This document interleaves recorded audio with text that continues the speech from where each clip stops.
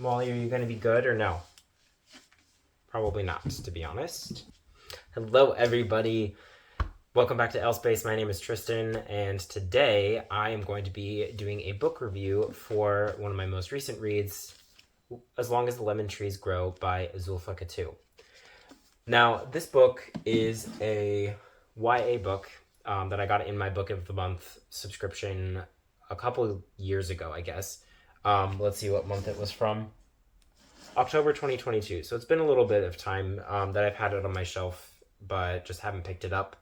I've usually had things that are a little bit more pressing, something that's just more of my interest, and I just didn't get around to it. But as you'll find out from today's review, that's been a big mistake. I have really slept on this a little bit too long because this book kind of blew my mind, to be honest. I'm hoping that it's still in frame, but we'll adjust as needed. Definitely excuse the background noise. If you just heard that, that is the cats playing. That's Wally and Doug playing around as they often do. Here's Wally. She is coming to cause trouble. Aren't you? You are here to cause problems. That's all you do these days is cause problems and then eat and sleep. She has two modes. She is either off or play. Those are the two modes that she currently exists in, and she is currently in play, as can be seen. Despite the fact that it is written in a more YA style, meaning that the vocabulary is not necessarily super elevated, it's not very lyrical prose necessarily, the writing is still beautiful, don't get me wrong. It's not to the same level of poetic prose that you would find in something like Still Life by Sarah Winman, or what else can we find here on this shelf to give you more of a like any of the classics or anything like that. We're digressing here, it's not that important, but general vocabulary, one that's not super poetic. It's very much just kind of straight to the point, but still very beautifully worded and beautifully written. It's not, I don't want you to think that the writing is not worth consuming, because it absolutely is. And this kind of a YA story reminds me a lot of The Hate U Give by Angie Thomas, in that it is written for young people, but it is accessible and really enjoyable by anybody that reads it, and it also deals with some pretty heavy topics. This one being the Syrian civil war. Also, it can be considered a revolution. It is the uprising against the Assad regime, and we are on the side of the revolutionaries who are living in the town of Homs. We follow the character Salama, who's a pharmacist who kind of has been forced to become a trauma doctor, to the point where she's also performing amputations and surgeries and all sorts of other things that a person who goes to pharmacy school never would have expected that they would have to do.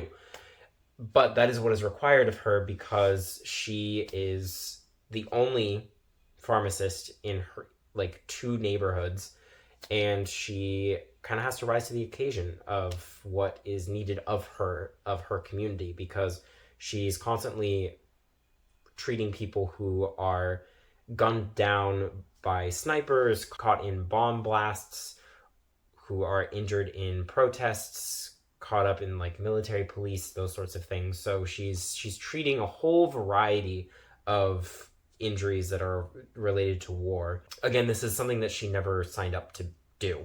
She was just wanting to deal with medication, and that was going to be it. So we find out pretty quickly that Salama has PTSD, and for her and in the book, this PTSD manifests through a hallucination of a person named Quaff.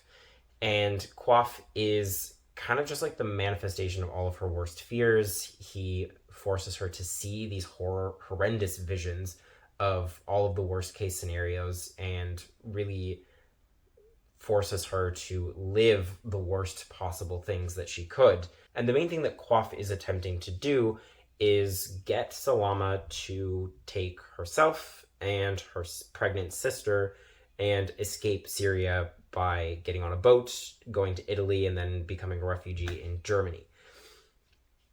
That is Quoth's end goal, and Salama is having this really impossible decision of, do I stay here and help my people, or do I flee and honor the promise that I made to my brother and keep my sister-in-law, my pregnant sister-in-law, who has my brother's son, my nephew, in her belly? Do I honor the promise I made to him and get her out and get her to safety?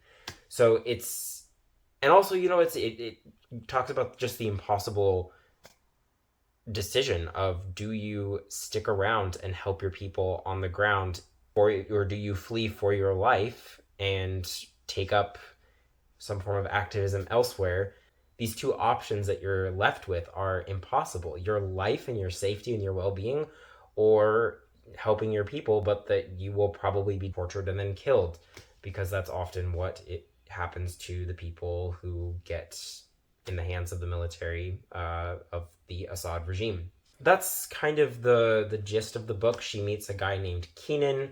I won't spoil anything about him, but he ends up being a prominent figure in the narrative. So we meet Keenan, who has a couple of young siblings, and he's also kind of in this dilemma of, does he stay and fight for his people, for his country, or does he escape with his family, keep his family safe, and try to promote the movement and bring awareness to the movement outside of Syria? So that's a basic rundown of the synopsis of the book. It is truly a harrowing and ruthless story that is completely unfathomable to people who live in a comfortable Western country that has very little of this kind of instability or this kind of conflict yet. But nonetheless, Katouh does a really good job of making it something that you can very much empathize with.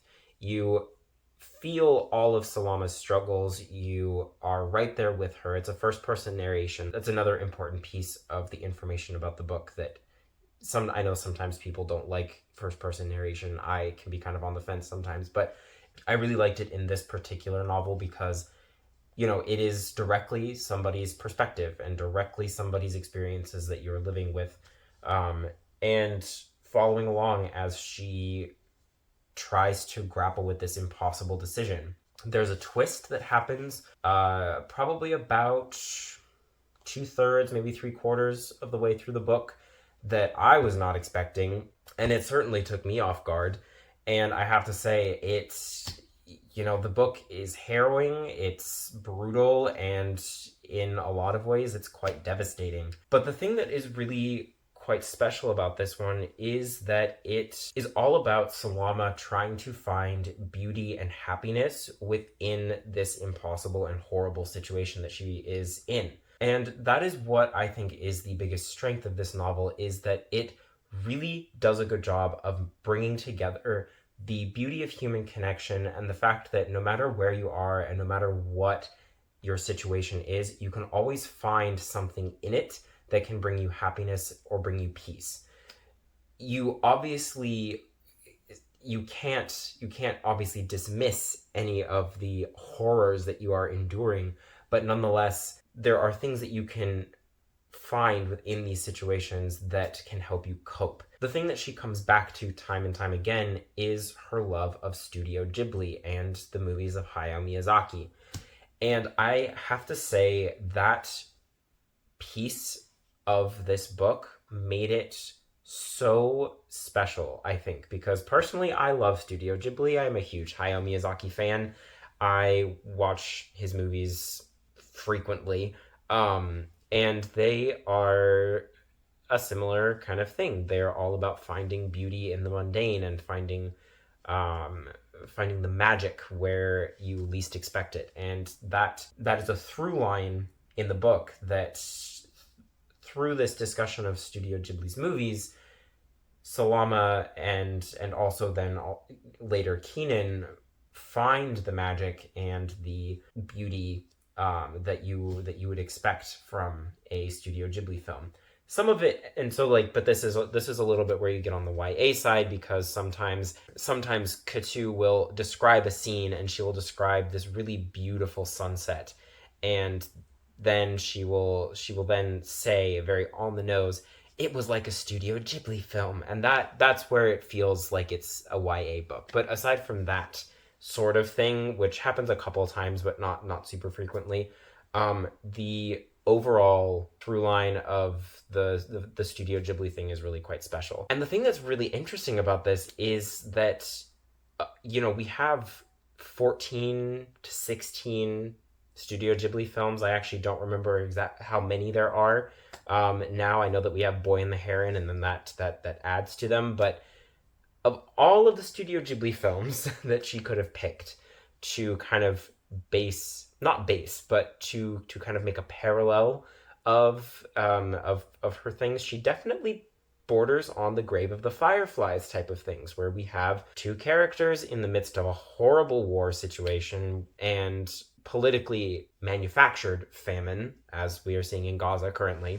And that, I think, makes it a very powerful novel, especially if you read it with that context or that perspective, that it is similar in those ways to Grave of the Fireflies, where you have these two fairly innocent characters that are faced with impossible choices and an impossible situation, but still find the fun, the magic, and the beauty in their situation to try to cope with the situation and try to make the best of a horrible situation. So that whole part of the book was really special to me, and it was something that really elevated the experience of reading it. And I have to say, this book really gripped me every single time I picked it up. I was finding that I was angry anytime I had to put the book down, because I was like, I want to know what happens. I want to keep reading, because at the same time, Salama is a delightful character. Everybody in this book, all of the characters, even Quaff, who is kind of our antagonist, is really a lot of fun to read. And even though he's not exactly the nicest character, and certainly not somebody you would want to have around in your life, he's somebody that, at least off the page, is quite enjoyable to encounter. Even though you're oftentimes kind of stressed whenever he appears, because it's literally her PTSD manifesting. But I have to say, I could not recommend this book high enough. It is a masterpiece of literature. I think that it has great pacing. The characters are great. The writing is really good, especially for a YA book. The themes are phenomenal, and it is a very important book, because I was noticing a lot of similarities to the conflict in Gaza, and I think that we can easily imagine the events that are happening here also happening in Gaza right now. I think that this is also a conflict that people in the Western world really need to know more about, and really need to kind of get into the nitty-gritty of what exactly is going on, because a lot of those problems that Syria has, countries like the United States had a direct hand in facilitating. So I think encountering the reality of what we have done as a nation is very important for us. And that's something there was something very special about the author's note at the very end, and I actually might just read it. So I'll just read the last couple lines of the author's note at the very end, because I think it sums up pretty well all of my thoughts about the book, and then also kind of what you can expect from it. And that is, despite the atrocities my characters have to face, I hope you see them as more than their trauma. They represent every Syrian out there with hopes and dreams and a life to live. We are owed that life. This book was very difficult to write, but I tried to weave one message through every page, every line, and every letter. That message is hope. And I hope you carry it in your heart. And that is probably the thing that stands out the most in this book, is that you really understand the desperate love that the author has for her characters, her country, and the message that she is trying to bring to the world. And for that reason, I think that absolutely everybody needs to read this book. It doesn't matter if you think that because of the YA marker on this, you won't enjoy it. I think you will. I think if you like books like The Hate You Give, you would absolutely like this book, because it is not only important, it's beautiful, and I could not recommend it more. I gave it 5 stars on Goodreads, and I am so happy that I picked this up. So those are my thoughts on As Long as the Lemon Trees Grow by Zoulfa Katouh. I hope that I've enticed you to pick it up yourselves, because I really do think that everybody should read it. It's an important book, and it's a great reading experience, and I don't know what else I can say because it's just great. I'm super happy that I finally read it, and I am happy that I get to share my thoughts with you. But like I said, that's all I've got for you today. I hope that you have a wonderful day and a wonderful time until I see you next. And as always, if you've read this book, if you are interested in reading this book and you have thoughts to share, please share them in the comments. I would really love to hear what other people have to say about this book, because I've only seen one other booktuber, and that is Allison Pages, who's read this book and has said anything about it. I know that she added it to one of her favorites, and I am likely to do the same thing with this, is add it to my favorites, probably top 25 books of all time that I like. But yeah, if you have thoughts, if you did like this book, definitely let me know in the comments, and obviously give me a like, give me a subscribe if you feel so inclined, if you're new. I would love to have you follow along with my reading journey. But yes, thank you again for watching, and I will see you again next time.